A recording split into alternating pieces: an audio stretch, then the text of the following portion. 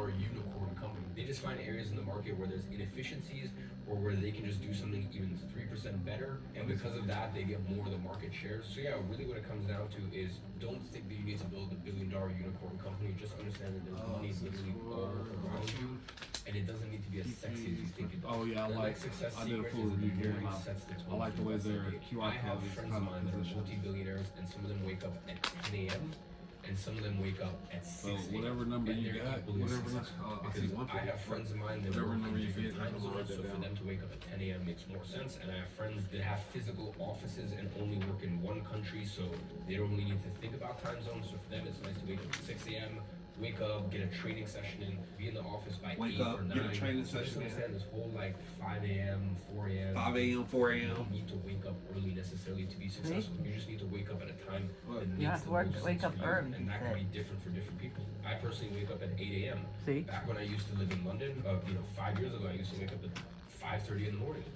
That worked for me for a while until I realized that like actually I'm not really a morning person, and then I slept at 6:30 because 6:30 I would wake up. My personal trainer would be at my house and be at the gym by 7 o'clock, and that worked for me. Sometime next week they got me going in at work at 3 o'clock in the morning. And most of my employees are in America So 11 or or 12. UK, so now 8, sometimes even 8:30. That works a little better for me. So it's not about the time that you wake up. Instead, it's about having a set morning routine, a set thing that you do every single morning, and just understanding that you can't crawl out of bed, eat a high sugar breakfast, scroll on your phone, watch some YouTube, and think that that's going to be an impactful way to start your day. For me, I wake up, I wash my face, I get direct sunlight and do a bit of stretching and warming up for 30 minutes, and then I train for like an hour and a half, have some breakfast, and get to work.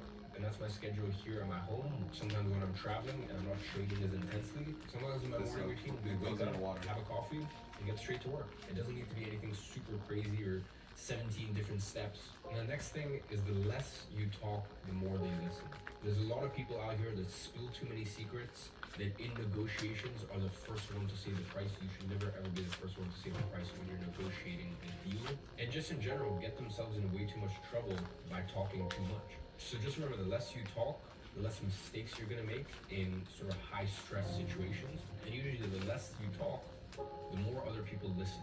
And it's just been my personal observation that the most successful people I know, they usually don't talk too much. They would rather listen, they'd rather analyze a room, and it's not always from this Machiavellian, trying to win a war type thing. A lot of times they're just listening because they actually want to get other people's opinions. They want to be questioned. They want to get a new perspective. So just remember, the less you talk, the more they listen.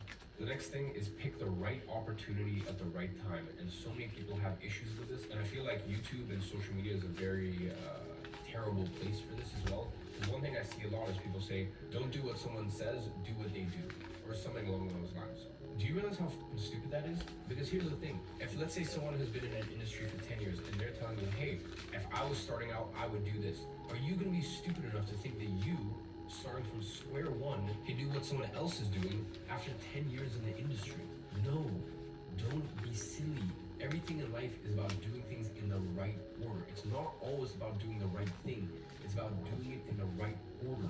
So just understand the things you do today are nowhere near as impressive as what you can do in 3 years, 10 years, 30 years. In 30 years, if you do business right and if you have a good career, you should be able to make a phone call and that same evening have $5 million in your bank account just simply based off of goodwill and your reputation. You can't do that now. In 30 years, you should probably be able to sell $100,000, $1 million, $5 million worth of a product or a service before you even create it, just because you have so many loyal customers over the years that understand whatever you put out is quality. So I want it even if it's not available yet. You can't do that right now. There's businesses in 30 years that will cost you $4 million to start. And in the first year, they're gonna break even. But within 5 years of running the company, it'll be a $40 million a year company. But just remember, you needed that $4 million to start in the first place.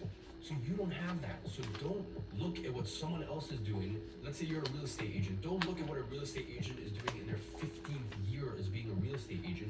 No, look at what they did when they first started. So pick the right opportunity at the right time, at what I call the correct point when it comes to your career timing.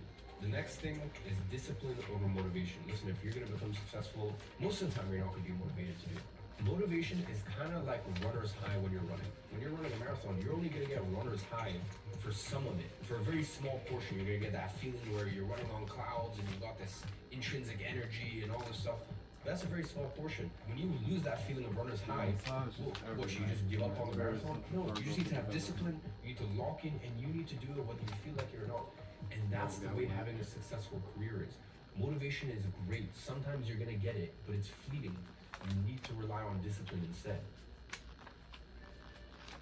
Attention super markup shoppers, just a heads up. These loyalty cards with exclusive deals, it's a sham. At Aldi, you don't need one. You just walk in and save. That's why they're number one in everyday low prices. It's an Aldi thing. This is gonna sound odd, but It's a fucking unicorn. It's gonna kill us. yeah, welcome to like 10 minutes ago. The next success secret of what I've observed and witnessed from my wealthiest of friends is they bought A1 assets as early as they could in their career and they held on to them. A lot of these people have property in London, New York, Paris, LA, you name it. And they've had these properties for 10, 20 years and they've held on to them. And it's not just properties, I'm talking license plates. I'm talking hotels, and I understand it's going to take a bit of money to buy these things. So of course you got to focus on having a good career first. But once you have a good career, buy these A1 assets, which aren't the most exciting investments. You know, you're not going to make the craziest returns, but you're never going to lose money. And it's stuff that you can have throughout generations. And I know it's not important right now, but later down the line, and it's one of the next points that I will talk about. So in 20 years, when you want to buy something, let's say you want to buy a jet, you're not going to be spending $20 million on a jet. No, you're going to put $4 million down and another $16 million the bank is going to give you. And when you have incredible A1 assets in your portfolio, stuff that isn't the highest returns, but there's basically zero risk, the banks will have absolutely zero issue giving you money. The next success secret is that if you sleep on a win, you're going to wake up with a loss. And what I mean by that is just because you won does not make you a winner. Winning is a continuous process. I see a lot of people in their teens and their early 20s, and I'd say this is probably the biggest reason I'm in the position that I am is because I made my first $1 million cash at 18. But a lot of people in that situation, they buy their Lambo or lease it or whatever, they get a nice apartment, and then they're king of the castle. They're a winner, and they had their win, and they're happy with that. Or they go to bed with a win, they hibernate with a win, and then they wake up a few months later with a loss. You need to understand that it is so much harder to keep it and multiply it than it is to get it. Getting it is one thing. So of course, celebrate your wins. Celebrate the times when you said you were going to do something and you stuck to your word. But just understand that if you stay in that place, if you keep revisiting the past, then the future is not going to look very pretty for you. Now, the next success secret, and I kind of alluded to this earlier, is build good relationships with the banks from early on. You a YouTuber. Relationships with the banks early I on. got some food. You want this? Number one, as much as I hate banks, at some point, Are you guys recording a video right now? Yes. Flexing? What the fuck? Mama, you want this? It's mine. You want this? It's practice. Banks are very useful. And the other thing Yes? is, when it comes to making Yes or no? you guys are literally sitting Yes, there I'm trying to count. You want? Okay. I should have brought more, shouldn't I? That's fine. making so much That's money. 100 here. Banks on my side, I'll see y'all later. Alright, Where bye. you going? maybe this month ago. You want this? Where you going? Maybe you're not gonna make You want this? 10 years, but then we'll get to a point Just go, I'm trying to record, baby. Where'd you get those at Walmart? No, I'm grandma. on top. Who stole them? Premium banking because it's $7, and then eventually Where's your homework? private bank. And then I saw on the table. private banking is something Bring it over here. At the age of 14, I started reading finance books. I started to understand how the world of banking and finance works. And I didn't need that yet, but at least I was aware and I knew that, hey, once I have a lot of money, I need to be able to have good banking on my side. And by the way, all of my assets, I don't have financing, I don't have a mortgage on any of my properties. I don't owe any bank any money. But it's good to know that if I need $10 million by next week, I have it there if I need it. It's good to know that when I need to send a wire for a few $1 million, they don't give me headaches. Because if you're dealing with normal banking, good luck, they're gonna think you're a criminal. Even if you've been in the cleanest businesses and you have years and years of track record, it's normal banking. They want to make your life as difficult as humanly possible. So at least if you can just start. Did I give it to you this morning? You don't need to plan, but I just want to prepare you. Yesterday's for it. night. Stop. Don't touch that. I gave it to you guys The next yesterday. success secret is keep your circle small. You did. You didn't put it back in your backpack? No, I gave it to you. But in terms of your actual circle, the people that you will tell things to, the people that you will confide in, you have to keep that circle small. Because there's only a few select amount of people that can keep up with your pace. With the pace that you're moving forward and you're walking around, there's only a few select amount of people that can keep up with it. And the other thing is loose lips sink ships. The more that you tell people things, the more loose ends that you're creating. And the more chances for that to come back and bite you. Listen, it doesn't matter what you've done in life, whether you've lived the holiest of holy life or the most sinful of life. People shouldn't know your private business. Your private business should remain private to you. And when you keep your circle small, you know that it's safe. Whereas, if you want to be the person who's buddy with everyone, and as I said, be polite, be friendly, hey, network, do whatever you want to do. But I'm talking, don't be the person that meets someone and in the first or second dinner, you're telling them your deepest, darkest secrets and all this stuff. Because my rule with things is I will never tell someone outside of my inner circle, my trusted confidants, I will never tell someone something that I wouldn't want other people to know.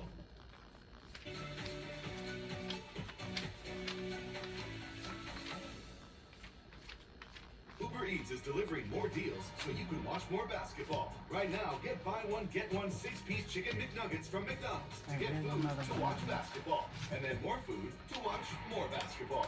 Order now, only on Uber Eats. If I tell someone something, I know full well, unless they're in that little small inner circle that I have, that they're gonna tell other people. And even if they don't tell other people, at least I mentally prepare myself for it, and that gives me a good filter of what do I tell people and what do I know. So just remember, keep your circle small and keep your circle solid. The next success secret of the top 1% is radical responsibility. Your marriage failed, your fault. Your business failed, your fault. You got a knee injury that meant you couldn't play tennis for 6 months, your fault. Whatever it is, it's your fault. Because that is the only way to properly look at your life and analyze what are the inputs that could have led to this final outcome. Whereas if you just blame it on externals and all this, you're not gonna get very far in life. The next success secret is work like your new money, but act like your old money, and have the values of old money. From an early age, all I wanted to do was dress like old money, have financial literacy like old money, have old money principles and values. And bear in mind, I'm 23. I'm not perfect. I still show aspects to my life and I still talk about money in a way that probably, the old money crowds would hate. But that's also just because, I've been uploading YouTube videos for 8 years. I talked about things openly and honestly when I was broke, and I talk about things openly and honestly now that I've been able to have a decent amount of financial success in my life. So just remember, you want to have that hunger of new money. Old money, they don't have that same sort of hunger. But what old money has is wisdom. So if you can match up that hunger, that drive that pushes you forward, but then have the wisdom and always learn from old money, then that will be your secret to not only making a lot of money, but making sure that you don't lose it once you get it. And the next success secret, and this may be a little controversial, is that you are not going to change the world, but you can make it slightly better. I'm so sick and tired of these people who are like, I'm gonna change the world. I'll give you a perfect example. Listen, maybe some people have different opinions. This is just my opinion. Apple did not change the world. Because here's the thing, I love my iPhone, I love my Apple ecosystem, but if Apple didn't exist, I guarantee you I'll be more than happy with Samsung. There will be no void missing in my life, there'll be no, my life wouldn't be in shatters, I will get used to Samsung very, very quickly, all this stuff. So as a company, realistically, you're not going to change the world, but you can make things slightly better, and that's the beauty of it. For me, I just love people that have things in their life that don't seem like that big. For example, all these Japanese sushi chefs. You're not changing anyone's life by sourcing the right tuna on the right day and spending 60 years or 40 years in apprenticeship and learning and practicing how to make the right sticky rice and how to sharpen your knife in the right way and how to cut the fish at the right angle. You're not changing anyone's life, but you are making the world slightly better. Because whatever it is that you're doing, however insignificant it may seem to you, just do it the best that you can, and then that's when the world changes. When we all, rather than trying to be this larger than life person of like, I'm gonna change the world, to me that's just so grandiose and self-absorbed. Just realize, listen, whatever I'm doing, I wanna be the best at it, and I wanna put out the best service, the best product. I wanna put a smile on people's face. I don't care if I'm a waiter, I wanna be the best waiter out there. And you're not gonna change the world by doing that, but you'll make the world a better place. And if we all do that, that's how we change the world. The next success secret is that private victories lead to public victories. And you need to understand this. You need to understand that when you see someone who gets on their jet or they drive their Rolls Royce or whatever it is, there were so many private victories that went into it. Just understand, the bigger the public victory, the more private victories that went into it. You know, for someone to go out there and buy a Gucci or Balenciaga hoodie, they probably didn't need to have that many private victories. They probably didn't need to have that many years of just sacrificing, putting your head down, discipline, doing things that you don't want to do because you have to do it. It really didn't take that many private victories to create that public victory. But for someone to buy a $60 million jet, you bet your ass there was so many private victories that you will never comprehend, you will never understand. You bet your ass that when a boxer wins a boxing match at the highest level, that's cool. But you know how many private victories went into that? How much shit people don't see? So just understand, whatever you want in life, the bigger the public victory, the more private victories are going to need to go into it. And the last and final success secret of the top 1% is that after 10 years of doing one singular thing, it will start to look effortless. And I think sometimes people look at someone's career or how good someone is at something and they go, I could never do that. They just make it look so effortless. They make it look so easy. Of course, when you work that hard, it starts to look easy. It starts to look elegant. And you really start to have that effect after 10 years onwards. When someone has been doing something for 10 years plus, it will start to look effortless. And just understand that shouldn't scare you when you first start. That's part of their process. They have to go through that process of things being clunky and them being bad at things. And they have to do it so many years, a decade plus, and then it starts to look effortless. And eventually when you find something that you have respect for, you have appreciation for, and you go, okay, I'm gonna dedicate my life to becoming good at this thing, even if I wake up with zero motivation for it or not. When you dedicate years to that, eventually you will start to make it look effortless. So ladies and gentlemen, those are 17 success secrets I have learned from not only the top 1%, but the top 0.001% in many different domains and verticals in life. I feel like this is one of those videos you really need to rewatch again and again and again to really let these lessons sink in. And as always, I'm watching you from afar and I'm rooting for you. If I didn't have that pressure, I would enjoy my own videos. And honestly, I kind of wish I had, because you're never gonna get it back. It takes the flavor out of life. Every day, like, it felt like I was doing a job. You can live this grand life, but it comes with X, Y, and Z. As long as you stay in the game, you're fine. You can see the diamonds. All good? Alright, well, cheers to another year. To another year. Even more successful 2025. Yes, my friend. We did this last year, and it didn't go well. But here we are, 12 months later, 12 months later. in a different location. Maldives. Paradise, bro. Yeah. I come to the conclusion, it can't get better. I told you. It can't get better. Especially like when you live in Dubai, Maldives, it's like going to the countryside. Yeah, this is making me panic, bro. How am I supposed to afford this at a consistent level?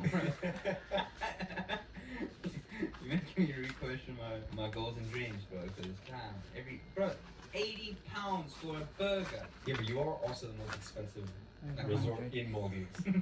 Not all places are like this, bro. Enjoy. Well, thank you. I have to the fullest.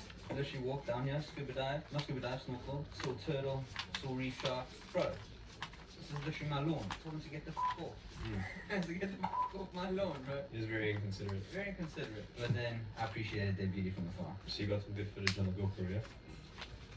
It's all in 25. heaven, brother. Alright, 50s. I've had years like this in the past. 25? I guess There's 1 year 25 specifically, left. but I think this is another one of those years. But some years, bro, you just gotta get through it. It's just staying in the game, and that's where I've actually seen so many people mess up. Is like things get tough, and they think it's gonna stay like that forever, and they just quit. They just get out of the game. And for me, it's not even like this year the business has failed or personal relationships failed or this or that, or like my health failed. Everything actually went swimmingly this year. Bro, I was just drained this year. It took a lot of effort to keep swimming. Exactly. Like I was swimming every day. Like it felt like I was gonna drown. But I just woke up 50s? Yeah. and just showed up. And I know that it doesn't go like that forever. And in the same way, you know, you're cognizant. You know that there's some years where Rubber bands. how's You're not everything gonna going count right? it to And how do I see. feel this good? Some years are like that. You know that that's not gonna last forever. Okay. And I've been wise enough to know that's not gonna last forever. But this was definitely one of those years where I was just like, tread water, keep your head afloat. And for me, it was more just like emotionally, spiritually, like energy wise. Like it was just one of those years I had to just get through it and know that there's light at the end of the tunnel. So for anyone watching this, like there'll be years where it I don't know sucks, where the bag of and that's rubber fine. bands It's not gonna stay like that. And there'll be years where things are going so incredibly well. It's like you're favored by God. Like you really that year or that period of your life, you're like, I am favored by God. You know, He'll come back and He'll test you. So Morphati means Morphati, stoic, the love of fate. So basically, like Stoics believe that whatever happens comes your way, just embrace it, enjoy it, and understand that it's meant to happen to you, whether it's bad or good. You love your stoicism these days. Yeah, come on, bro. The only thing I worry about stoicism, I think mainly it's they don't want to feel the bad things as badly, or they want to know how to handle bad things. But like your superpower is you have such like a rich experience of emotions. So yeah, maybe if you practice your stoicism some more, like rather than your low being here, your low's here. But I'm telling you, if your low's here, your high will be here as well. Yeah. Because if your high is here right now, you'll feel your high here. Because you're gonna callous yourself. And I think that's one of the things that people really don't realize about stoicism. It takes the flavor out of life. So for me, like, I couldn't live any other way. Like, people would shut down if they had this much responsibility at this age. Okay, business is one thing, but to have like business at the level that we do, social media at the level we do, so many opinions, so many views, blah blah, algorithms, blah blah, all this shit. Our health at the level that we do, like the amount and intensity in which we train, but then also like I don't work 16 hours a day. I know that's crazy, and I don't want to. I don't work 16 hours a day. I'm not in my office 7 days a week grinding my ball. No, like we live our We've got a good social life. Great social life. But you know what is like I also applaud you for that. Like we're in these environments, right? We had to take a little road trip. But we come here with all the camera gear. You know, we come here with our laptops. You know, we might not be on every single meeting, but we're on a lot of meetings that matter. We're filming. We're doing things like it's so easy just to like I want to enjoy the sunset and just have a drink and laugh. It's like no, there's should be podcasts, there should be YouTube videos. Even though that's like the bare minimum of work for us, like there's so much more that goes behind the scenes.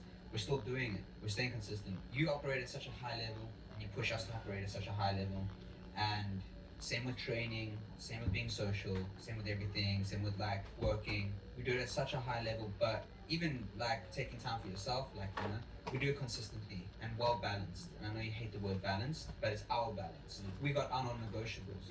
It's like we can live this grand life, but it comes with X, Y, and Z. We go to these grand places. We're still gonna wake up in the morning, go for a run, or go play tennis, or even though that's not like a heavy task, but we gotta get some movement done today. Yeah. Like we gotta get moving, and we gotta shoot some stuff. We gotta make sure that we're constantly ahead. Obviously, we've got a couple of hours in between to enjoy and live life, but I think the moral of the story is that we're very consistent, and that's led by you. First of all, thank you. I appreciate that. And second, that's what I'm saying, bro. You just gotta stay in the game. Yeah. Like a lot of people, they tap out. As long as you stay in the game, you're fine. You know, it really is a marathon, not a sprint. When you're playing this game of life and long, don't tap out. Don't give up. Don't give up on your dreams. Don't give up on your mission. Just stay in the game. If you can't run, crawl. Like, bro, I've had years where I can barely even bro. This was one of those years where, like, I ran, bro, but, like, I felt like I was gonna have a heart attack. It's almost gonna be fun. Ever wish for a more personal way to reach your audience? I'm not sure the way I could reach my audience, but personally, You should sign up for Emma. maybe I should sign up. Mind your dreams. You guys were filming something, please. She'll work with you, basically your best friend, email marketing service. I do like friends, but I really don't have time to learn email coding. Don't sweat it. Making emails only takes minutes with Emma's drag and drop builder. So you can spend time. Making the Luna. Yeah, that is a thing you could do. Oh, and with our reporting features, you can see.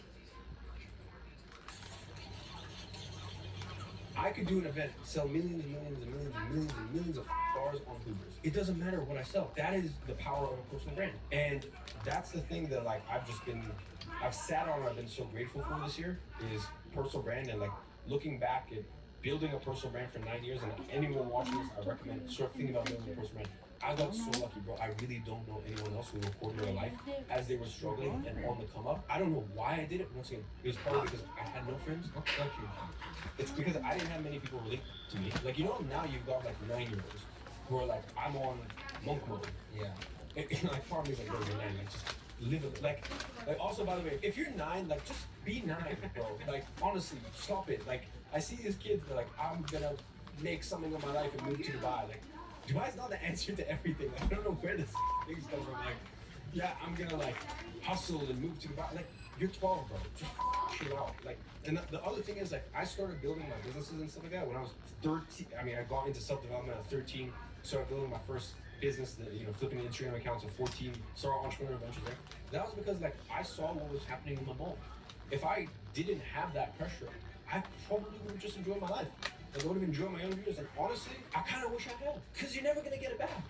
Like you even tell me stories sometimes of you like in your teenage years, and I'm like, I wish I had that. This should have went one Because there's no amount of money that can buy those memories back. You know, going back to personal branding, it's just like I'm so grateful that I recorded and I built my personal brand and I developed those skills all those years, because like every single person, bro, is winning through the personal brand these days. Like elections are winning through personal brand. Why do you think Trump wants to hang out with these random 20-something-year-olds? No, he knows. Well, apparently it was his son who was the strategist behind it, but like they know that's how you win elections. You know, you think Elon Musk bought X just because he believes in free speech? I mean, maybe some might say so. For me, I just think he understands the power of the platform and to be able to spread your message. So, you know, it's a genius chess move. I guess that's something that I've really just been ruminating on this year, because we make millions and millions of dollars a year. Hey! Profit from glasses. Now, here's the thing: if you have a personal brand and your is bad, that's not gonna work, right? And even like for me, you know, because people will be like, oh, but you have a personal brand, but you're selling. I'm so happy now that we stopped selling courses in October. All of my online businesses are all subscription. If my stuff, I have no business, because I have to earn my customers' business every single month. Closey, my main software company, subscription. Digital Launchpad, subscription. I have nothing else. So I'm not saying that just because you have a personal brand, well, actually, I will be honest, if you have a personal brand, you probably still should sell it. But I don't think you should. I think you should genuinely take pride in what you do. And I take pride in all the qualities that you have. And I think, honestly, go back to it later. Hi, this is Sarah of the Mamas. Just got done counting What's your grand total? You don't even know what your grand total is. the money. You got 825, 120, 825, 100, 2650, and 2650, 6 2050s. 2650. 2650s. That's it. That's it, guys. Thank you for watching.